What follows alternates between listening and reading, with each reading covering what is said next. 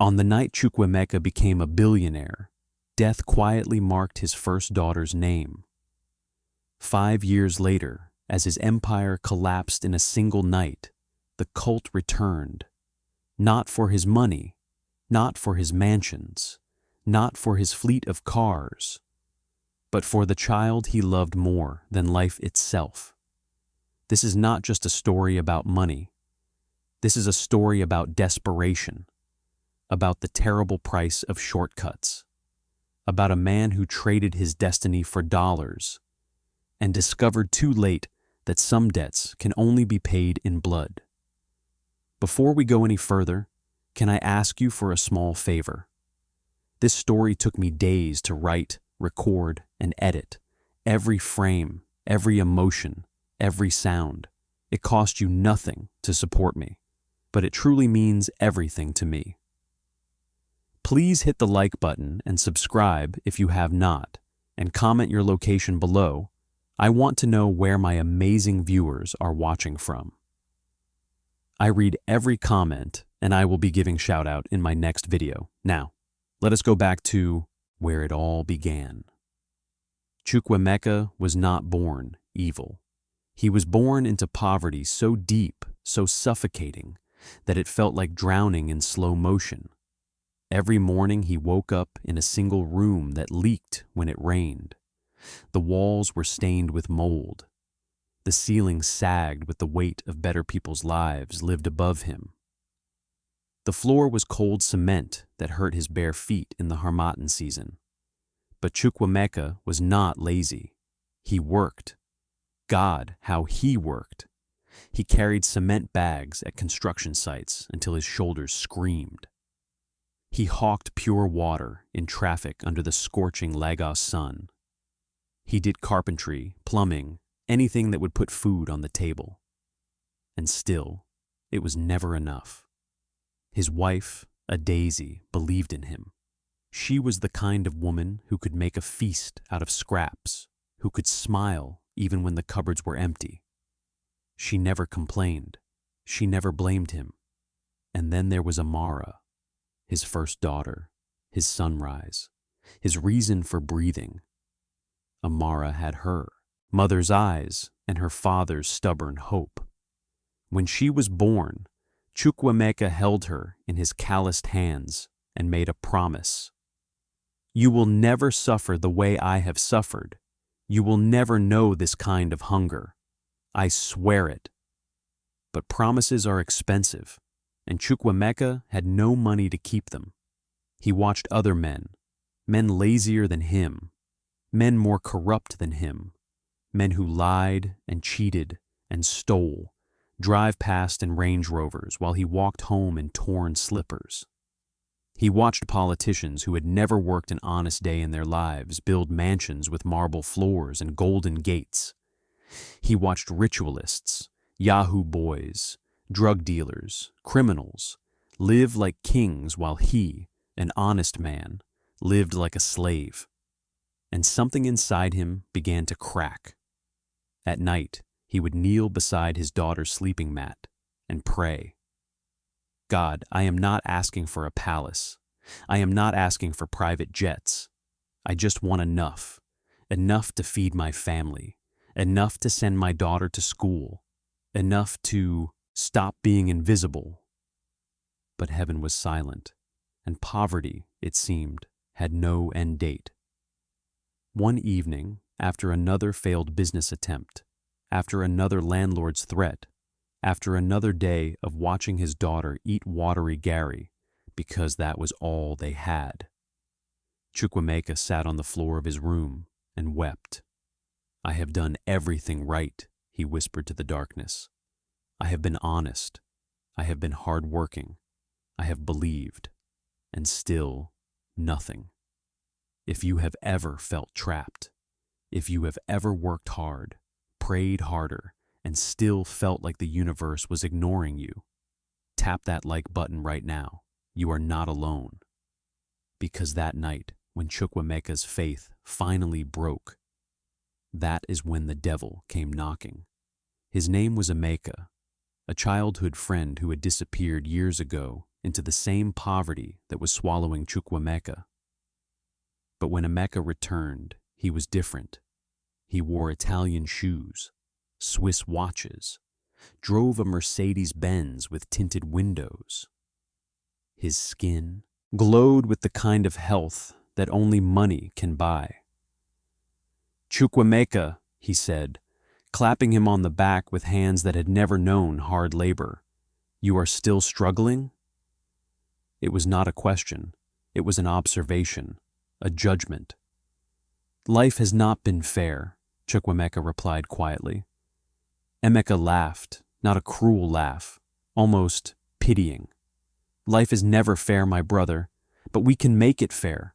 We can take what we deserve. I don't steal." "I am not talking about stealing." Emeka leaned closer, his voice dropping to a whisper. "I am talking about power, real power, the kind that changes everything overnight." Chukwemeka should have walked away. But when you are drowning, even a hand covered in blood looks like salvation. "What do you mean?" he heard himself ask. Emeka smiled. "Come with me, tomorrow night. I will show you." The shrine was deep in the forest, far from any village, far from any road that appeared on maps.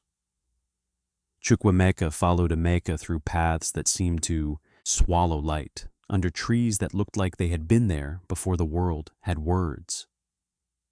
And then they arrived. A clearing, torches burning with flames that did not flicker, masked figures standing in a circle, their faces hidden, their voices low and rhythmic like a heartbeat. At the center sat an old man. He was not dressed in expensive robes. He wore simple white cloth, but the power that radiated from him made the air itself feel heavy. "You are the one?" the old man asked, his voice like gravel scraping bone. Chukwemeka could not speak. Fear had stolen his words. "He is," Emeka answered for him. The old man studied Chukwemeka with eyes that seemed to see through skin, through bone, through time itself.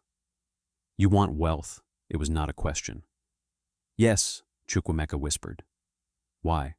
"For my family, for my daughter." The old man smiled. It was not a comforting smile. "Love makes men foolish," he said, "but it also makes them useful." He gestured, and the masked figures began to chant. Words and languages Chukwemeka did not recognize. Words that felt wrong in his ears, that made his chest tighten, that tasted like copper on his tongue. "We can give you everything you want," the old man said. "Money, power, respect. Within 5 years you will be wealthier than your wildest dreams. Your name will open doors. Your word will move mountains." Chukwemeka's heart pounded. What do I have to do?" "Join us, become one of us, walk the path we walk." "And in return?" The old man's smile widened. "In return, 5 years from the day you receive your wealth, you will give us a sacrifice." "What sacrifice?" Silence. The chanting stopped. The forest held its breath. "That," the old man said slowly, "will be revealed when the time comes. But know this, the sacrifice will be something precious to you, something you value more than money, more than power." "How will I know what it is?" "When the day comes, we will tell you, and you will give it willingly." Or, "Everything you have gained will turn to dust. Your wealth will vanish. Your health will fail. Everything you love will collapse." Chukwemeka felt cold sweat dripping down his spine. "And if I refuse now? Then go back to your poverty, die invisible, let your daughter grow up in the same suffering that has broken you." The old man leaned forward.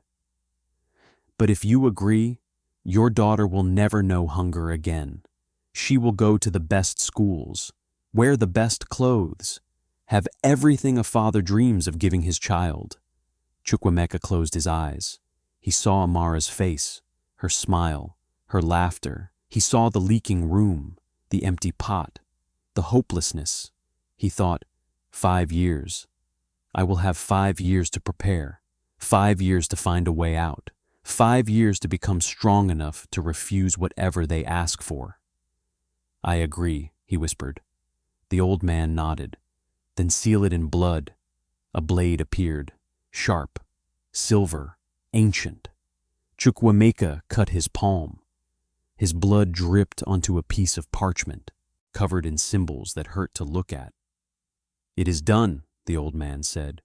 Your wealth begins tomorrow. Your debt comes due in exactly 5 years. As Chukwemeka walked out of that forest, he felt different, lighter, stronger, richer already. But deep in his chest, in a place he refused to acknowledge, something whispered, You have made a terrible mistake.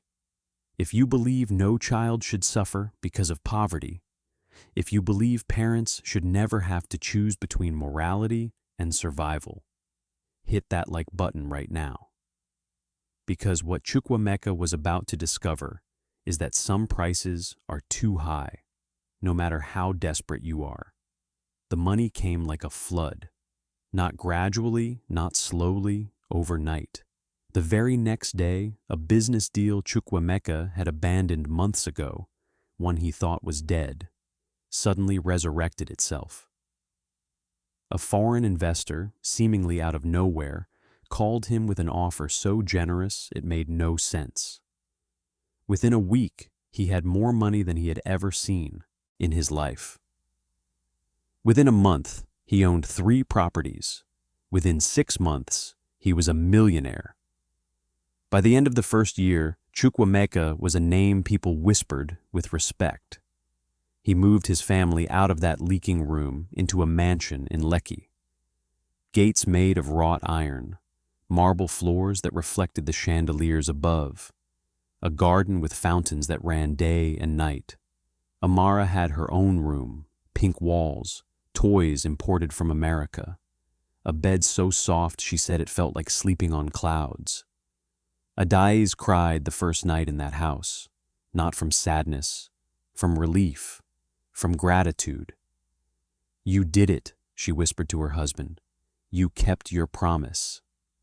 Chukwemeka held her, but he could not find words, because every night when he closed his eyes, he saw the shrine, the masked figures, the old man's smile, and he counted days, weeks, months, years. The wealth kept coming. He opened businesses, import and export, real estate, oil and gas. Everything he touched turned to gold. Contracts fell into his lap. Competitors mysteriously withdrew. Obstacles simply vanished. People called him blessed. Pastors invited him to give testimonies in church. Politicians sought his endorsement. His phone never stopped ringing. But at night, alone in his king-sized bed in his air-conditioned mansion, Chukwemeka lay awake. He tried not to look at Amara too long during dinner. He tried not to notice how much he loved her. Because deep down, in a place he refused to examine, he knew. He knew what the sacrifice would be. Year 2 passed, then year 3. He told himself he would find a way out. He would consult pastors, herbalists, anyone who could break whatever contract he had signed. But every time he tried, something stopped him. Fear, pride, denial, and the wealth kept growing. It was in the 3rd year that Adaize first asked the question. They were sitting in their living room, soft leather couches, imported rugs, paintings worth more than their old apartment, when she turned to him suddenly. Chukwemeka, yes, my love? How did this happen? He felt his heart stop. What do you mean? All of this. She gestured around the room. 3 years ago, we had nothing. Every business you tried failed. Every door was closed. And then suddenly, everything changed, overnight, as if someone flipped a switch. Her eyes searched his face. I am grateful. God knows I am grateful. But how? Chukwemeka's mouth went dry. He could feel the words climbing up his throat. The confession. The truth. I made a deal. I sold something I cannot name for something I cannot keep. And in 2 years they will come for their payment, and I do not know how to stop them. But instead, he smiled. Hard work, he said. Persistence. God's timing. Adazi studied him for a long moment. Too long. Is that all? What else would there be? She looked like she wanted to say more. Her lips parted. Her eyes narrowed slightly. But then Amara ran into the room, laughing, holding a new doll, and the moment shattered. Papa! Mama! Look what the driver bought for me! Adaze turned away, smiling at her daughter, but Chukwemeka saw it.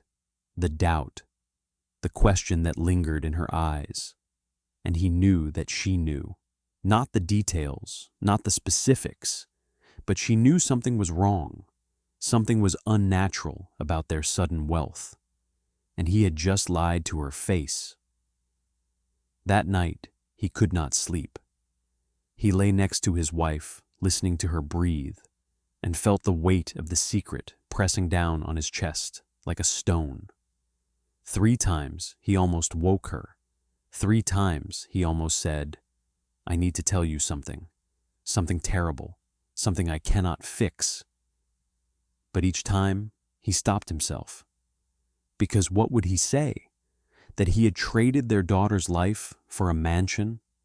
That every toy Amara played with, every meal they ate, every breath of comfort they enjoyed was purchased with her future death? How do you confess that to the woman you love?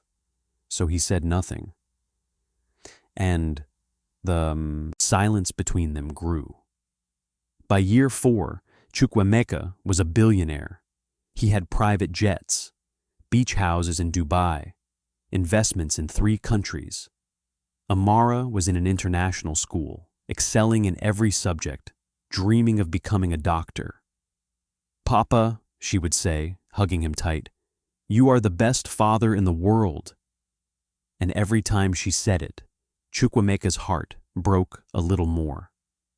Adaze stopped asking questions, but she watched him. He could feel her eyes on him during dinner, during church, during the charity galas and business meetings. She watched him the way you watch someone you love who is slowly dying and will not admit they are sick. One night, she reached for his hand in bed. Whatever it is, she whispered in the darkness, you can tell me. Chukwemeka's throat tightened. There is nothing. Please do not lie to me anymore, her voice cracked. I see you, Chukwemeka. I see you counting days. I see you looking at Amara like you are memorizing her face. I see you flinching every time the phone rings. Whatever burden you are carrying, let me help you carry it. He wanted to tell her. God, how he wanted to tell her. But instead, he pulled her close and whispered, I love you, and I love our daughter. That is all that matters. It was not an answer, but it was all he could give. Adaze cried quietly in his arms that night, and Chukwemeka realized that his deal with the cult had not just endangered Amara, it had poisoned his marriage, because secrets, no matter how well-intentioned, are still betrayals. And every day he did not tell her was another day he chose silence over trust. But the clock was ticking, and he could hear it now. Tick, tick, tick. 5 years was not forever, and forever was almost over. It happened on a Tuesday. The morning started normal. Breakfast with his family. Amara laughing at something on her phone. Adaze planning a charity event, though her smiles no longer reached her eyes. Chukwemeka's phone buzzed. A message from an unknown number. Tonight, the forest, come alone. His blood turned to ice. He tried to ignore it, tried to pretend it was spam. But then his vision blurred, just for a second, just long enough to see the old man's face superimposed over his daughter's. He knew. The 5 years were up. That night, he told his wife he had a business meeting. Adaze did not believe him. He could see it in her eyes, but she did not stop him. She simply watched him leave, her hand resting protectively on Amara's shoulder, as if she knew, somehow she knew, that something terrible was about to happen. He kissed Amara on the forehead, held on just a second too long, and drove into the darkness. The forest had not changed. The torches still burned with that unnatural flame. The masked figures still stood in their circle, and the old man sat waiting.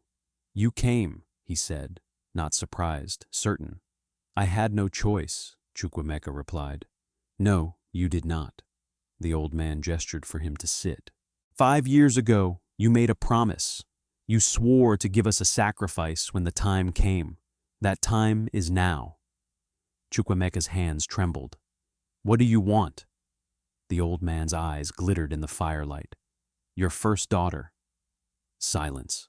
The world stopped spinning. "No." "Yes." "I will not." "You will, or everything you have built will collapse. Your businesses will fail. Your properties will burn. Your wife will leave you. Your health will destroy you. You will die poor, sick, and alone."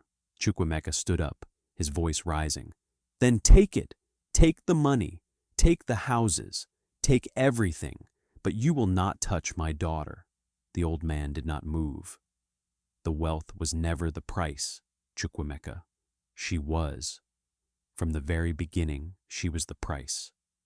We gave you 5 years of luxury so that losing her would hurt more, so that you would understand the cost of shortcuts."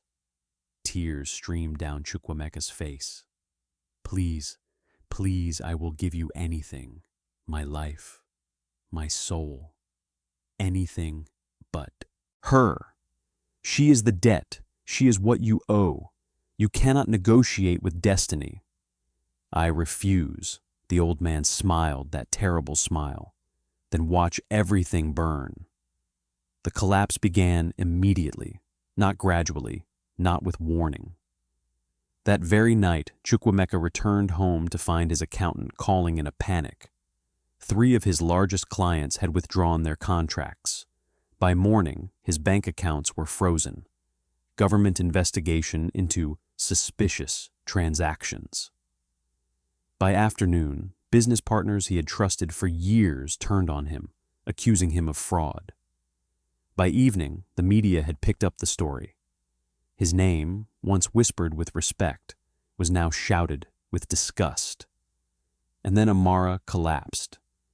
She was eating dinner, laughing at something her mother said, and then she fell. Just fell. The hospital machines beeped frantically. Doctors ran tests, blood work, scans, everything. "We don't understand," they kept saying. "There is nothing wrong with her, but she is dying." Chukwemeka sat beside her bed, holding her small hand, watching her beautiful face grow pale. "Papa," she whispered, barely conscious, "what's happening to me?" He could not answer, because he knew. The sacrifice had already begun. Adaeze stood at the foot of the bed, her arms wrapped around herself, tears streaming down her face. And then she turned to him. "What did you do?" Her voice was not loud, not angry, just broken. "What did you do, Chukwemeka?" He opened his mouth, closed it. Tell me the truth. Right now, our daughter is dying, and you know why. I can see it in your eyes. So, tell me the truth." The words came out like blood from a wound. 5 years ago, I made a deal for money, for success, for everything we have, and the price is her. Adaze's face went pale. "You sold our daughter?" "I did not know. They did not tell me. They said the sacrifice would be something precious. But I thought I thought it would be money, or property, or— You thought wrong. Her voice was ice, and now she is paying for your greed. I am trying to fix it. How? Adaze's voice rose. How do you fix this? How do you undo a deal with devils? Chukwemeka had no answer, because he did not know. Adaze looked at their daughter, so small and fragile in that hospital bed, and then back at her husband. I trusted you, she whispered. I believed in you, and you destroyed us. If you believe no wealth is worth a child's life, if you stand against evil in every form, press that like button right now. Let darkness know it has no support here, because what happened next would change everything. 3 days. That is how long Amara had been unconscious.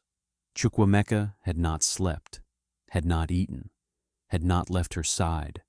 His empire was crumbling around him. Lawsuits, arrest warrants, bankruptcy, but he did not care about any of it. All he cared about was the little girl who was fading before his eyes. Adaze had not spoken to him since the confession. She sat on the opposite side of the hospital bed, holding Amara's other hand, her eyes red and hollow. The silence between them was louder than screaming. On the third night, the old man appeared, not in person, in a dream that was not a dream. Are you ready to give her now? He asked. Never. Then she dies tonight, and you lose everything anyway. Chukwemeka screamed. What do you want from me? The old man tilted his head, considering. There is one alternative. Chukwemeka's heart stopped. What? If you will not give us your daughter, then you must choose yourself or the world you built. I don't understand. You can sacrifice yourself, your life, right here, right now, or you can sacrifice everything you value in this world, your wealth, your status, your reputation, everything. Chukwemeka's mind raced. If I sacrifice my wealth, she lives. If you willingly give up everything, not just the money, but the identity, the power, the name, then yes, she lives, but you return to nothing. Worse than nothing. You become the cautionary tale, the man who rose and fell, the mockery. And if I sacrifice myself, you die, but your wealth remains for your family. Your daughter lives. Your wife and children never know poverty again. It was an impossible choice. Live in poverty with his daughter, or die and let her live in luxury without him. Chukwemeka looked at Amara's face, so still, so pale, and he realized something. The cult had made a mistake. They thought he valued his wealth. They thought the hardest thing would be letting go of the money, the power, the respect. But they were wrong. The hardest thing was choosing between his life and his poverty.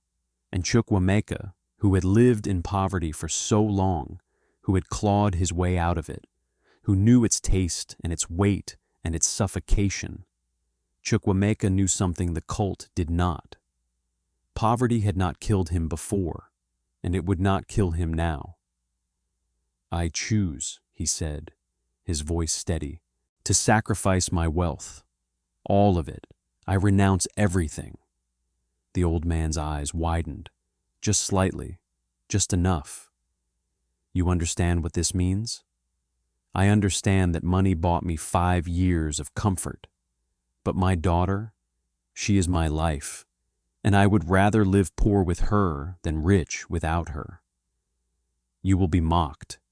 I have been mocked before. You will struggle. I have struggled before. You will have nothing. Chukwemeka smiled through his tears. I will have everything. I will have her. The old man stood up slowly. For the first time, Chukwemeka saw something in his eyes. Not anger, not disappointment, respect. Very few choose this path, the old man said quietly. Most men love their wealth more than their children. Most would rather sacrifice the child Then the comfort. Then most men are fools. The old man nodded. Perhaps they are. He raised his hand, and the dream shattered. Chukwemeka woke up in the hospital chair. Amara's eyes were open. "Papa," she whispered. He grabbed her hand, sobbing. "I am here, my love. I am here." The machine stabilized. The doctors came running, amazed, confused, relieved. "It is a miracle," they said. Chukwemeka did not correct them, because in a way, it was. He turned to Adaeze. She was crying. Relief, anger, exhaustion, all of it pouring out at once. "She is alive," he whispered. "And what did it cost?" Adaeze asked quietly. "Everything." She looked at him for a long time. "Good," she finally said, "because that wealth was poison. It was killing all of us." The collapse was complete. Within a month, Chukwemeka had lost everything. His businesses bankrupt, his properties seized, his bank accounts empty, his reputation destroyed. The media called him a fraud. Former friends crossed the street to avoid him. Pastors who once praised him now used him as a sermon illustration about greed. But Amara was alive, healthy, strong, laughing again. They moved back to a small apartment. Not the leaking, one room from before, but close, very close. Adaeze, to her credit, did not leave. "We started with nothing," she said simply. "We can start again." But things between them were different now. The trust had been broken. She looked at him differently, spoke to him differently. There was love still, yes, but it was wounded love, scarred love. One evening, months after they had lost everything, she finally spoke the words that had been sitting between them, like a wall. "I forgive you," she said quietly. Chukwemeka looked up from the newspaper he was reading, searching for jobs. "You do?" "I forgive you, not because what you did was right. It was not. You made a choice that endangered our daughter without telling me. You lied to me for 5 years. You carried a secret that poisoned everything we built." She paused. "But I forgive you because I understand why you did it. You were desperate. You were trying to save us from poverty, and you paid for that choice by giving up everything." Tears filled Chukwemeka's eyes. "I am sorry. I am so, so sorry." "I know." She reached across the small table and took his hand. "But it will take time. Trust is not rebuilt in a day, or a month, or even a year. You will have to earn it back." "I will," he promised. "Every day, for the rest of my life." Adaeze nodded. "Then we move forward, together, honestly this time." Chukwemeka went back to manual labor, construction sites, carpentry, the same work he had done before. His hands, which had grown soft, signing million-dollar contracts, became calloused again.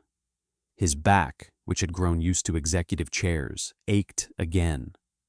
But every evening, when he came home tired and dusty and poor, Amara would run to him.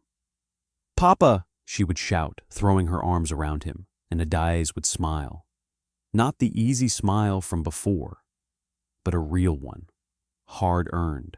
And in those moments, Chukwemeka understood something profound. He had not lost anything.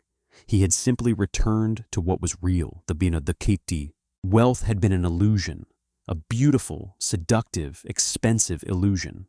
But this, his daughter's laughter, his wife's forgiveness, his own integrity, this was real. 1 year passed, then 2. People still whispered about him, the man who had it all and lost it all. But Chukwemeka did not care, because at night, when he lay down on his thin mattress in his small room, he slept peacefully. No nightmares, no guilt, no fear. For the first time in 7 years, he slept like a free man. One evening, as he sat outside watching Amara play with neighborhood children, an old woman approached him.